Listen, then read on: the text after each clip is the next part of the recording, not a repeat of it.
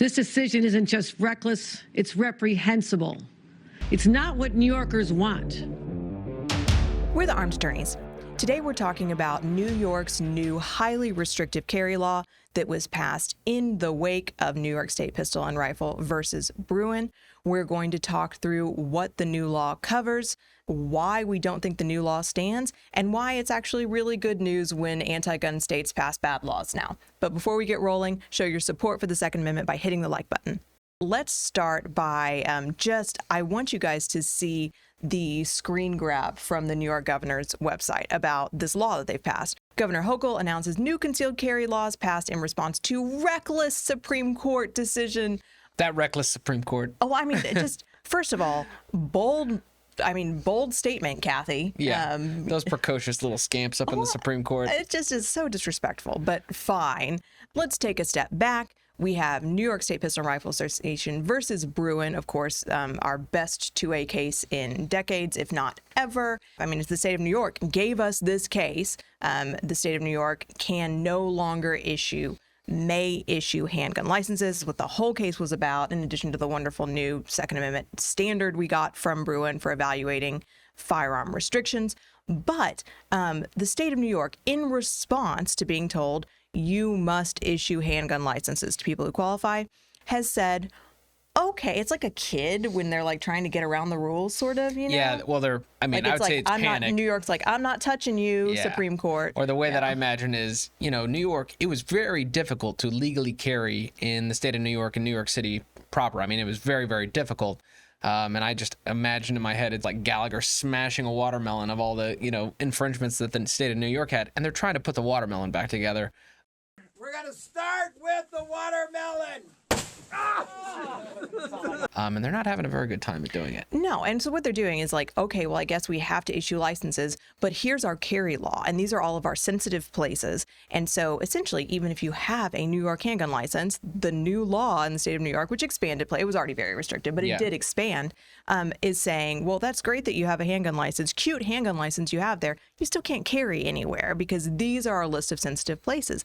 And there's like 20 plus. Richard, do you want to go through some of them? Yeah, so public parks, government buildings, Times Square, virtually all performance and sporting venues, museums, concert centers, game hall, places that sell liquor, beer, cider, cannabis, all public transport. There's a lot of that in the state of New York and a variety of other places. And they make these things a Class E felony on the same level as like arson and rape. Yeah, there are degrees of rape, sexual assault, and arson that are Class E felonies. Same level of offense as like accidentally carrying your handgun into a restaurant. Is that or on a subway, I suppose? Yeah, I mean it's that's insane in its own right.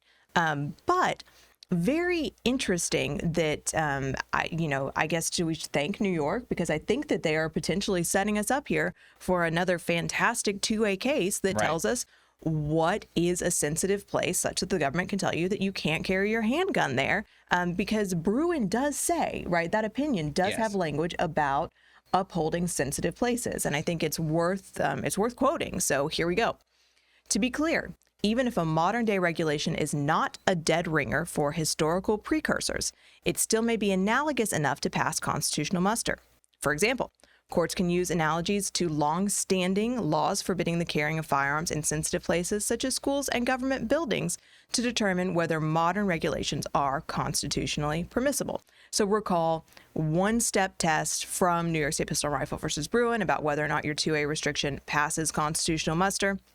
But it has to be, there has to be a historical analog to said restriction on the Second Amendment. And so sensitive places is actually specifically mentioned in the opinion, and specific places such as schools, certain government, I would imagine courthouses, but what else? What else really? Can you imagine? Yeah, it has to be a short list. I imagine that there's going to be a survey of these locations, and they're going to go back and look at the different various constitutions of the states at the time that the Constitution was ratified and the Second Amendment was ratified, and see, hey, what places was off limits in the original states in the United States, and that's going to be kind of, I think, our starting point. Yeah. So we'll see what that list looks like, but it has to be short. It certainly. I cannot imagine that it includes public parks and, public transportation. Transport. I don't think that they had the metro, back then. So, but I mean, was there any kind of analogy to the Metro back then? Right. I don't know that there was. You know, we will see that conversation take place, but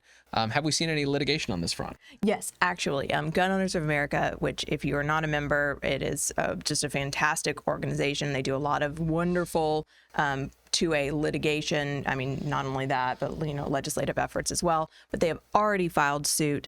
So this will come through the court system. We'll see what happens.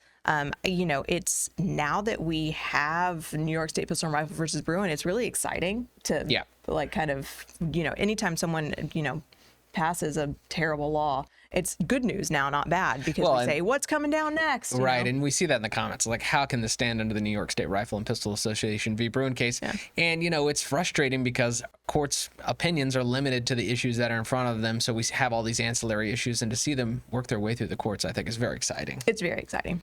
We have a favor to ask everybody watching right now. About 75% of you are not subscribed to our channel.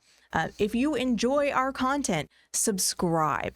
It helps us. The more subscribers we have, the more we can keep bringing you our 2A news, pro-gun tips, self-defense breakdowns, all the good stuff that we enjoy bringing, and I hope you enjoy watching as well. Until next time, we're the Armed Attorneys.